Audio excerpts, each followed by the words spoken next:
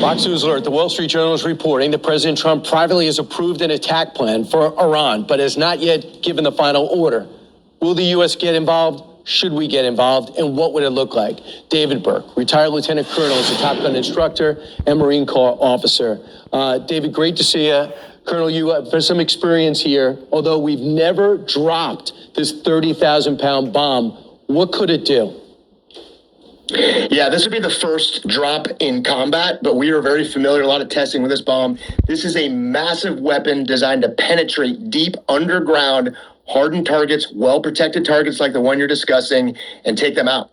So you say it's probably, even though we have some options, if you could take a look at this full screen, we're going to use the B-2, and we're going to have, is it going to be one 30,000 bomb per fighter jet? Each B-2 can carry two. It wouldn't surprise me if you had a single drop from an aircraft, but it can carry two. I think you were telling me yesterday that the first one penetrates down and the second one will go into the hole. Yeah, that's a likely scenario. Having multiple bombs is probably going to be required for this situation. Absolutely right. You got it. So, okay, so let's advance. Oh, okay, I can advance myself. I did not know that. You think it's going to hit on an angle, but yet it's going to glide. You said that this is going to be a little bit different. It's not going to be the World War II, open up the hatch and it falls to the ground. Describe how it's going to penetrate. Yeah, this is a smart weapon. It has a GPS antenna in the nose. It has a really good guidance system to get exactly where it wants to be. And this is a massive bomb, Brian. It's 30,000 pounds. Now, not a lot of explosive, but a lot of weapon itself to penetrate into the ground. And that first bomb is going to hit the target, dig deep into the ground, and then detonate. Colonel, so take a look at this. This, I imagine, is an animation of the bomb going deep. This would be the first one in that scenario. Would the second one know exactly how to get into the hole the first one leaves behind? Yeah, I mean, this is a tough problem. The way you're describing it is exactly right. It's a very difficult scenario, but that, as you're describing it, is exactly what the intent would be, is put that second bomb right through the hole of the first penetration, get deeper into that target, and do even more damage with the second weapon. So, Colonel, what you said is it'll penetrate about 200 feet. So it goes about 200 feet, but there's about 300 feet of concrete it's got to get through, let alone what the mountain challenges have. So the first one gets through. What's the second one look like?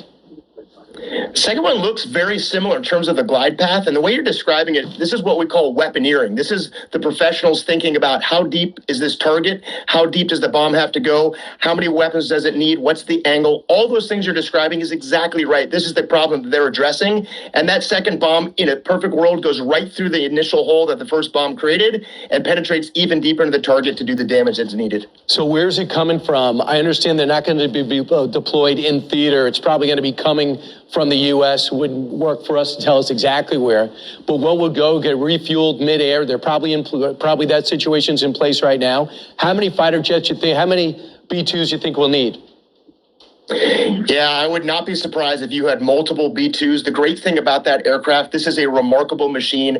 I think the longest B-2 flight is something like 44 hours. So our ability to launch from the United States, if we choose to, or a forward deployed base, getting the target and back is absolutely in the wheelhouse of the capability of this aircraft. And I would expect to see multiple aircraft on this mission. For a guy that knows how to do these flights, what's the challenge for the pilot? Listen, there's a lot of challenges. Obviously, anytime you take an American aircraft, American air crew, American systems, and fly into enemy territory, there is risk. The great thing about these B-2 crews, they've been practicing and preparing for this their entire careers. They are more than capable of doing this. This is things they've prepared and trained for. So once the mission starts, they're focused on that. There are certainly risks associated with the mission itself, but these are highly trained, highly capable people that are more than ready to do this. And just by the way, you told me off camera that it's not something you get the Israelis trained up on quickly. It'll have to be an American pilot. And by the way, it doesn't detonate when it just hits the surface. We decide when it detonates. Colonel, thanks so much. I appreciate it. Great being here. Thanks for having me. And thanks for what you do, and thanks for your expertise.